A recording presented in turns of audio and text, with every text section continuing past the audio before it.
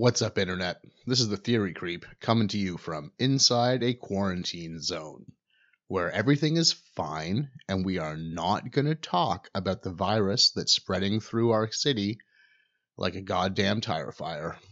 I'm sure you're as sick about hearing about this virus as I am, so why don't we take it easy and take our minds off the news and just talk about some cartoons?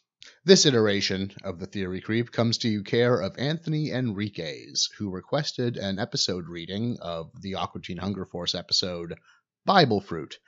Excellent choice, Tony. Can I call you Tony? Cool. So, thanks, Tony, for picking an episode that's actually fun to talk about. And also thanks for engaging with me over this medium. Thanks for commenting. It's pretty cool that YouTube is a two-way street and that we can engage with the people who are watching our stuff as creators. I think that's one of the things that makes the medium so interesting.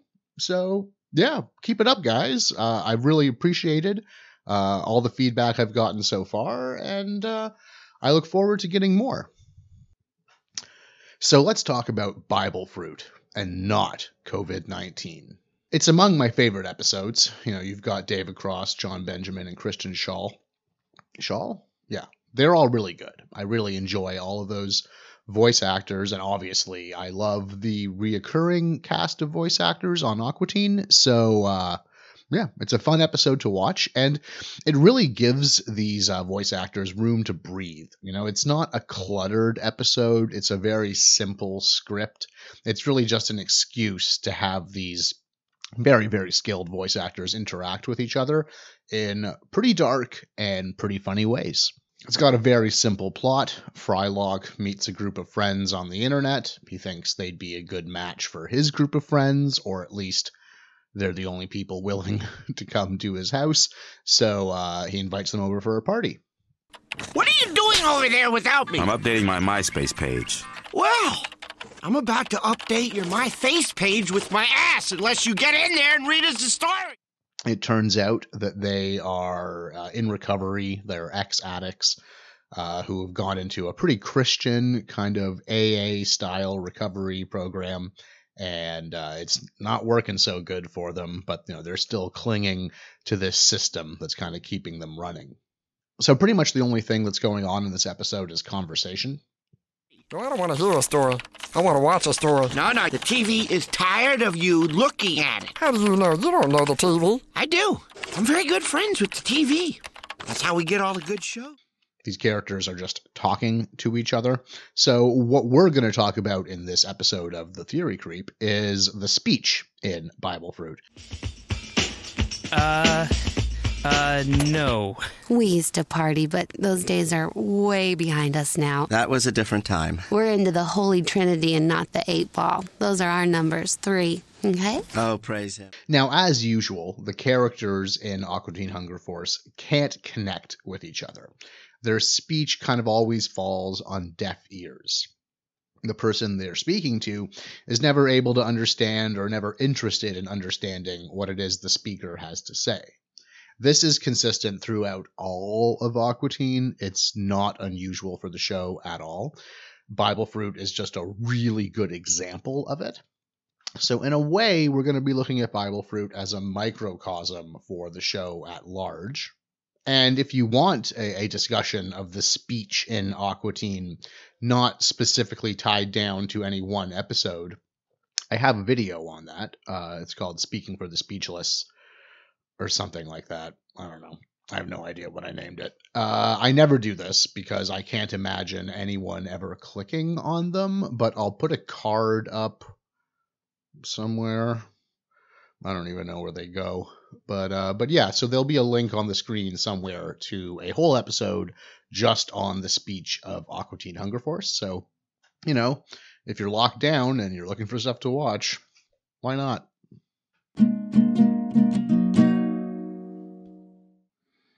So structurally, this is a very theatrical episode of Aqua Teen. It's dramatic. It takes place on a limited stage, right? Pretty much the entire episode takes place in the Aqua Teen's living room. There's little kind of adjacent settings like Frylock's bedroom or their front yard. But for the most part, the show is in their living room. So it's kind of like the stage of a play, right? And characters come on and come off as they would in a play. They move around or in or out of a static set. This lets the show kind of physicalize distance because the setting of the show doesn't change and the characters essentially leave one at a time.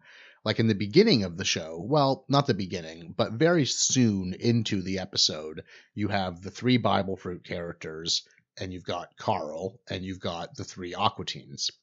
And they're all together. Very, very quickly, Carl leaves. All right, this ain't happening. I'll see you fruits later. Whoa, wait, my wingman! Come on! One of them is a woman! You poke around and figure it out.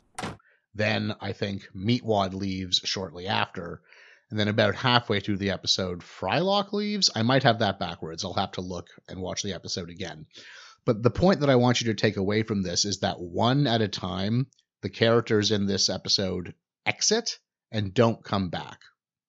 I think Shake leaves first, because at the end, isn't Frylock sitting with Meatwad outside their house while David Cross tears it apart looking for cocaine that isn't there?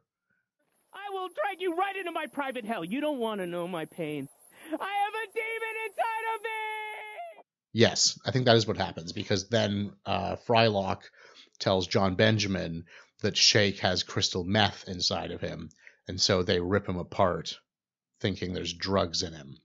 Everybody split up. We have to find the cup. The cup has the drugs. The cup. The cup? There's crystal meth in the cup.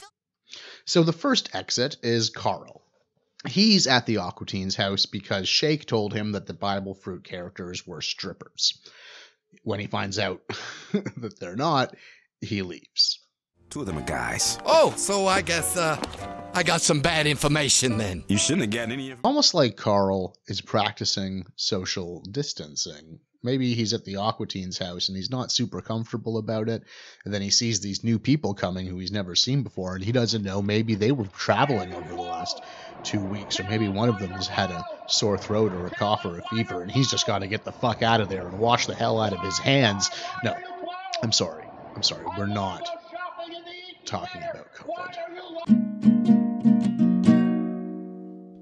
So another lie, I guess you could call this a lie, is that the Bible Fruit tell Frylock, or don't tell Frylock, that they are super religious. And Frylock draws attention to this when they tell him that they are into Jesus. That they didn't mention that in their online profile. So Frylock feels lied to. He feels like they misrepresented themselves. I think that Frylock is a pretty atheist character. He's really into science. He doesn't seem to be that into God. Well, I'm very spiritual, and I do think the church serves a place in the community, but you know that he died for you and absolved you of all your sin. I have read that, yes. So he has kind of a negative reaction when he sees how super religious the Bible Fruit are. So this is another instance of kind of misrepresentation or a lie in the episode. And the show doesn't make too much of this, but I think it's really interesting that Frylock and the Bible Fruit meet on the internet, because that's really a space for performance. So you guys are, I didn't realize. I thought the portraits were just avatars on the internet. You guys are real fruit, huh? Well, sure, silly. So I think that some people would make a big thing out of the religiosity and the kind of atheism versus religion in Bible Fruit. I'm not that interested in doing that. Just to be clear, I'm not a religious person, although I see a lot of value in spirituality, and I think that religion actually does have a lot to offer the people who follow it. It also takes a tremendous amount from the world, and religious institutions are obviously, for the most part, profoundly corrupt and conservative. And I'm not defending religion as an institution, but I'm just not that interested in talking about atheism. I know that's a whole thing on YouTube. But one thing that I do find very interesting about this episode, which I guess is kind of atheist adjacent, is the representations of addiction. Because, if we're going to talk about religion, as I'm sure a lot of atheist YouTubers would do if they were to ever talk about this obscure Aqua Teen episode. They would try to make religion a part of this list of lies, right? Like I'm outlining lies. Shake tells Carl the Bible fruit are strippers.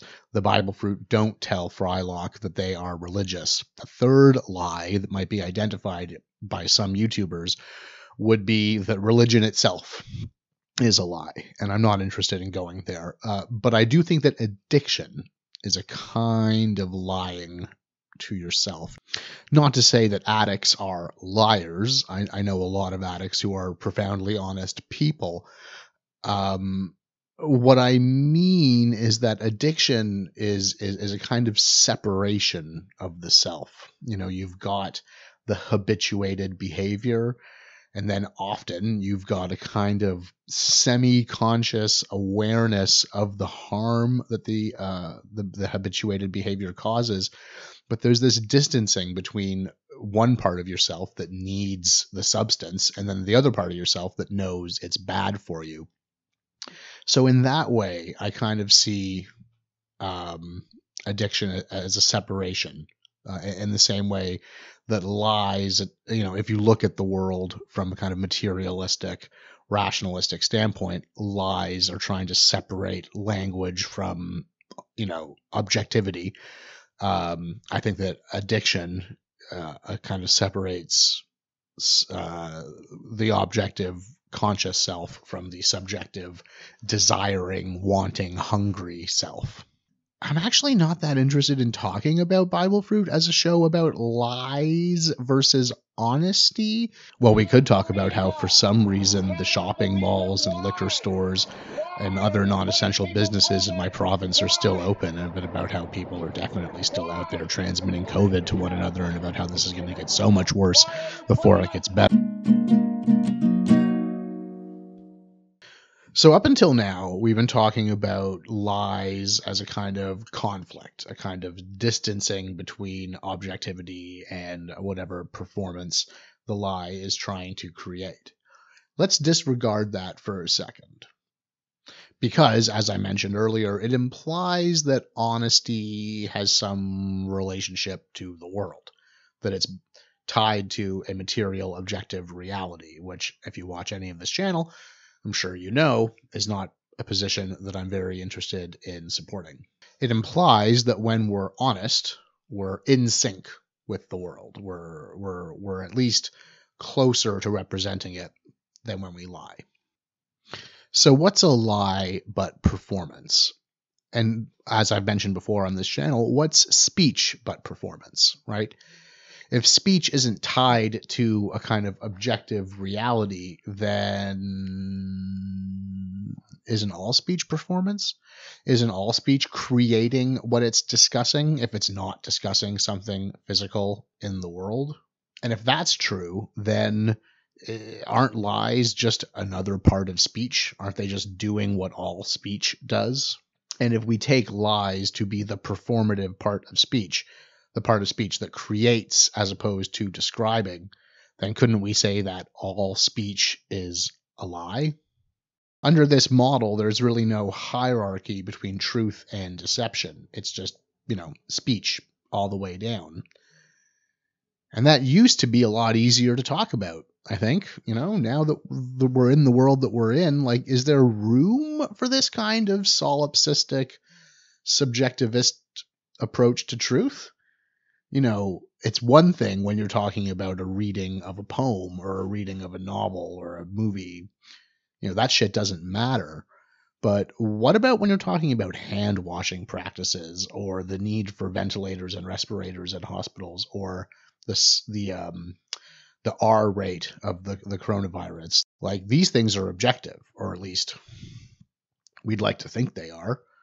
Like, it would be nice if someone could give us an objective piece of information about this crisis. It doesn't seem like it's happening. It seems like we're getting piecemeal bits of truth that are, you know, more about maintaining economic practices than maintaining people's health. But, like, I guess what I'm asking is, can I make an episode, a YouTube video, about truth and about subjectivity and about how there is no truth and about how everything is subjective. Like I said earlier, is there room for that now? Telling people to wash their hands is empirically different than telling people to gargle with bleach. And as a postmodernist, those words kind of stick in my mouth. Like, obviously they're true, but I don't like the idea that we're entering a world where softness and subjectivity and kind of creative analysis, they might get marginalized more than they already are.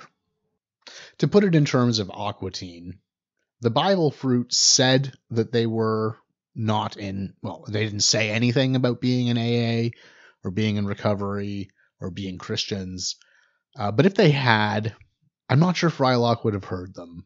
Dear 6'9", so fine. Sorry it took me so long to write you back. I had to pull some people out of a burning building this morning. I mean, it's not how you look on the outside. It's what's inside that counts. Thank you, Dad. I get the message. Is that what you're trying to tell 6'9" so fine? You read my email? You think she gets that you're a fireman yet? How does this coat look?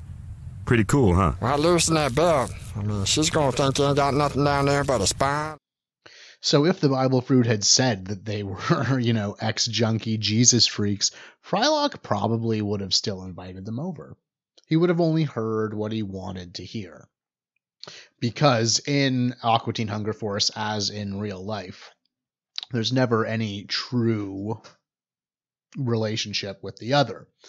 It's always a projected, kind of imagined, interpreted, subjective relationship.